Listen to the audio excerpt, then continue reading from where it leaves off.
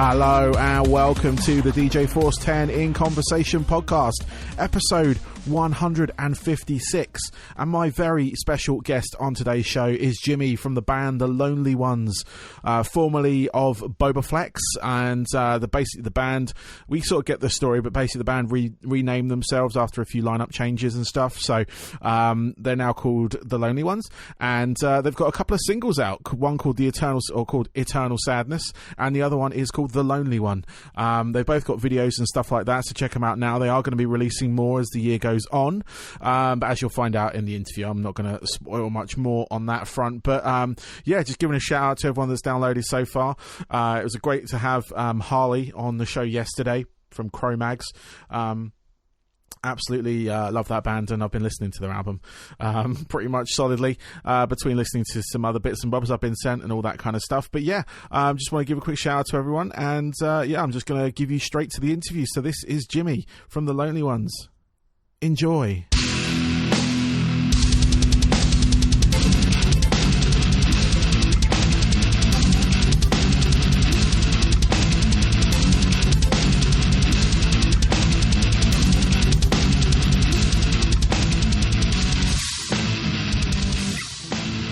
Jymmy Tolland of the band The Lonely Ones. Welcome, Jymmy. How you doing, Barnaby? I'm good, man. I'm good. How are you today? Doing well. It's a beautiful afternoon here in Columbus, Ohio. Nice. Hasn't rained yet, but it looks like it's gonna. Yeah, no, we're about to get some rain here, so you might hear some noise in the background shortly. My little hut that I'm in at the moment. But yeah, no, we're here to talk about your band, The Lonely Ones, and do a bit of discovery on them, because I think some of my listeners may not have heard of you guys just yet, because you're only recently formed, as far as I can see. But what I wouldn't mind doing, just to start off, could we get a bit of the origin story of the band, if that's all right?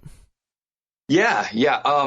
We're in a bit of an odd situation. The four of us in The Lonely Ones were in an active national touring band prior called Bobaflex. Yeah.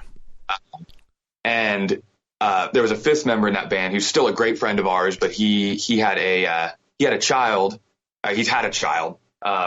And he decided he wanted to, step back from the touring life like what we were used to. Yeah. And of course, we respected that decision. We didn't feel like it was right to carry on under the umbrella of Bobaflex as a band.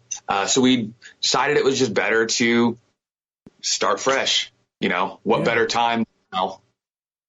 No, I mean, you guys have got good standing already. I mean, I noticed a lot of the Bobaflex social media linked directly to, or is now called The Lonely Ones. Yeah. So on that front, but obviously you guys have got the sort of pedigree from back then, and you've kind of renamed your project, if you will, or your band. Yeah, I mean, obviously here you guys are. You've got a couple of singles out that you released back to back. It was Eternal Sadness and the track The Lonely One. Yes, sir. I was wondering if you could just sort of give us a bit of lowdown on those, really. I mean, I've watched the videos as well. They're very, very good. And I really dig the tracks, because it was the first tracks I've heard of you guys with. Yeah, no, I really liked them. I was just sort of like wanted to sort of get a bit more background on the actual songs as well, because like things like the Eternal Sadness, obviously it has obviously in its name, has the word sad in it. But the song is quite like musically quite uplifting, if that makes sense. Yeah. I think, to speak broader, I think that's kind of a hallmark of interesting music, more specifically rock and roll, is the ability to kind of couch messages in a little bit more of an upbeat kind of entity. We could sit here and make songs about depression and the hell of a year that us, along with most people in the world, have had, over the last year or so, which is what that song is about. And we could sit here and write it with a very, downbeat acoustic guitar and a piano with a lot of reverb on it. But it feels a little less interesting to me than to put it in kind of a retrofitted post big beat 1960s era Who kind of my generation style banger. I thought that was cool or interesting to do. Yeah, no, definitely. I mean, that's what kind of like really kind of like caught me, if you will, when I was listening to you guys, because of the subject matter, but the actual like tone of the song, it was opposite. It was like you said, it was kind of big room, if you will. And along with the other track as well, the lonely one as well, that's kind of got a real good sort of like what's the word? It's like kind of like a thumping vibe to it. Yeah, that song was so. Eternal Sadness was mostly Jake and Marty wrote that one. Our lead guitar player and rhythm guitar player / lead vocalist. They took the lead on a lot of the creation of that song. The lonely one, I was a lot more involved in from the ground floor. At the time they were living together, so I was lucky enough to be over it at their house when that song kind of came in from its impetus there. Nice. But yeah, that one, we definitely try to take notes from things that have worked from us before, and that includes things that worked as Bobaflex. And that thump is something that has always kind of resonated with people, like you said, kind of We Will Rock You-esque drum beat at the beginning, stomp, stomp, clap, stuff like that has always hit in this chorus. We try to make note of when it seems like an appropriate time to put in kind of little musical tropes, if you will.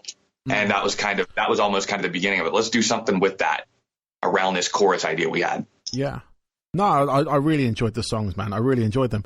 How have you found, like, because obviously, like you said before, you guys were Bobaflex before. How have you found the transition? Because obviously, with a lot of groups that kind of, I mean, you guys didn't really disband. You know, you just didn't feel like going under that banner anymore. But how have you found the transition from the one name to the other? You know, what dynamics have changed within your group, if any? So far, keeping in mind that we have not played a show yet as the Lonely Ones. Yeah. Keeping that in mind, because that's going to be the real kind of test of how things go. But keeping that in mind, the group dynamic is a little different. Bobaflex was started by, if I'm oversimplifying things, Tommy and Marty, and the member of Bobaflex that quit, Sean. Marty and Sean are brothers. And I joined about 6 years ago, something like that. Jake joined a few years after that. And it was always a very open, warm, creatively inviting environment. And we were always given our fair say. But there's also an amount of, you know, the guys who started the band versus the new guys. You know, you don't want to make any moves without, you know, or lack of stepping on somebody's toes with a plan they've been working for years.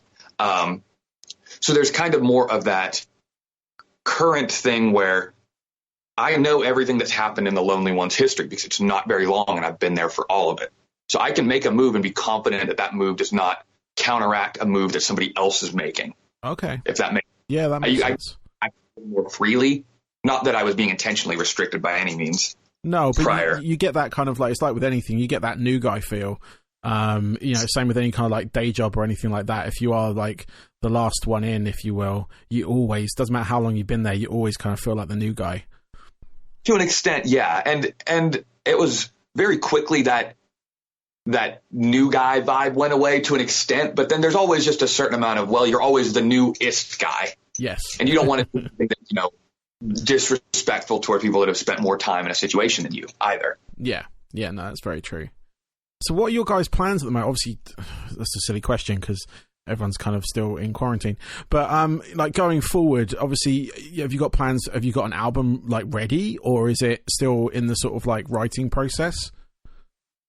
Oh yeah, dude, we've got 8 songs currently mixed, mastered, finalized, ready to go, wow. Including the 2 that we've released.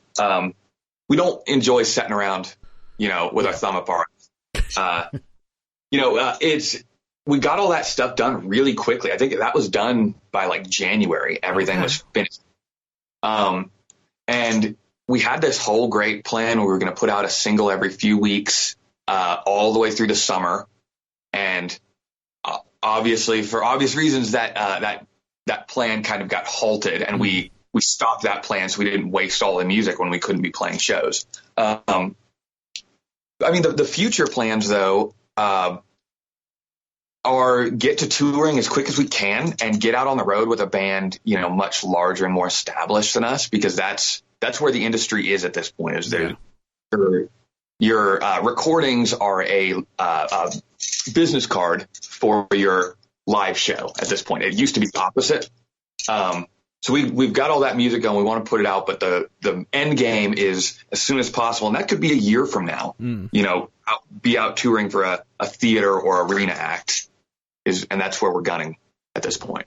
Are those dates that you have listed still valid? Obviously, if things change and they open it up for people to kind of congregate and whatnot, are those dates you have in October still available, if you will? Yeah, those have actually been booked fairly recently. Like, I believe all of those were booked in the later kind of, once everybody had settled into the quarantine and whatnot. Yeah. And our booking agent, basically, he is looking out for himself as much as us. He's saying, we got to start now. There's no point in waiting around till this is all lifted, because then everybody's going to be gunning for those October, November, December dates. Yeah. So you might as well start now. And if things change, things change. Yeah. So we're kind of casting our nets wide, for lack of a better term. And we'll be announcing some more dates around then. And we're currently working on dates through like the first quarter of 2021 at this point. Okay, cool. Anything over in Europe planned at all? Or are you just kind of, like you say, looking for that kind of like established act to sort of jump on tour with? That's probably what our move is. That was a constant kind of hurdle for Bobaflex as well as the Lonely Ones, is getting overseas. Every band that we knew that had, label backing to get them overseas, or had some sort of financial support that made it worth the investment of, getting all the plane tickets up front and renting all the gear, however you might need it, et cetera, said that we were, what we do is perfect for a European audience, specifically Germany and the UK. Yeah. But it's a lot to do. We were an independent band. We want to get over there, and I'm hoping that, we're courting some label support for the future. And I'm hoping that kind of greases the wheels on that, because I've never been, and I want to, kind of more than anything at this point. Yeah. I've seen every corner of the United States, and I know what the value we hold is in there. And I know how big we can be, and I think what is realistic, but I don't want to feel constrained by a 3,000 mile coastline. Yeah. I want to find other places to try to sell my wares. Yeah. I guess. No, I mean, your guys' sound would play very well here. Just to sort of echo those sentiments that have already been told to you. Again, that's why kind of like I gravitated towards your sound. Again, I'm based in the UK, but I do have experience of living in the US as well. So that's sort of like commercial kind of rock radio, if you will. Where did you live? I lived in Tampa, Florida. Oh, Marty's sister lives in St. Pete. Oh, maybe okay. She actually does live in Tampa proper. I forget, but we've got a lot of connections down in the Tampa area. Oh, okay, cool. Yeah, no, I lived there for about 5 years, so it was good. Good fun. Yeah, it's one of my favorite places to go. Florida, that part of Florida in general is nice. It's never cold like it is the rest of the country. Very true. It was never cold. And now I'm back in England, where it is. Yeah, actually, at the moment, it's quite warm, but came back to the rain and the fog. So. It's all good. What was it? The next thing I was going to ask is, where is it? Sorry, I put some notes down here, and I spilt water on them, so that's no good. But no, you got to get those things laminated. Yeah, I know, right? I know.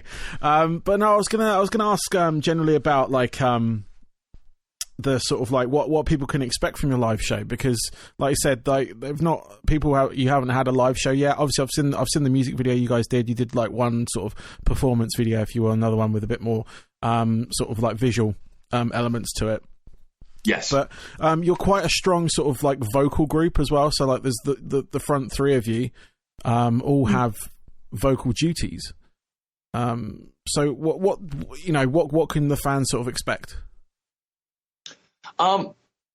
Speaking only for myself, I love singing. I love doing the vocal harmony stuff, but I count every second that I can be away from the microphone and act like a stupid 80s wrestler. Because that's definitely my favorite energy to put out, is that, grab your crotch at the ceiling type energy that, larger than life wrestler shit, for lack of better terms. That's what I'm going for. Jake and Marty even sing a little more than I do. So it'll be a lot. So we definitely invest in lighting and stuff like that to give the show a visual aspect for those moments when the front three of us are tied to a microphone. Yeah. Cool. Well, no, it's quite an interesting thing, because you don't see too many rock bands with that kind of like wall of vocals, if you will. Which I thought was kind of cool. We definitely take a lot of influence from some of the more 70s vocal heavy bands, Queen, Pink Floyd, yep. Eagles, etc. We're actually, our next single we're going to release is a Queen cover. Oh, really? Ah. Yeah. That'll be out July 7th. It's going to be Flash Gordon. Oh, nice. It's a medley, but it's relies heavily on Flash Gordon's theme. Yeah. Excellent. I look forward to that. That felt like kind of the natural progression of that vocal heavy style that we've tried to hone for the last few years.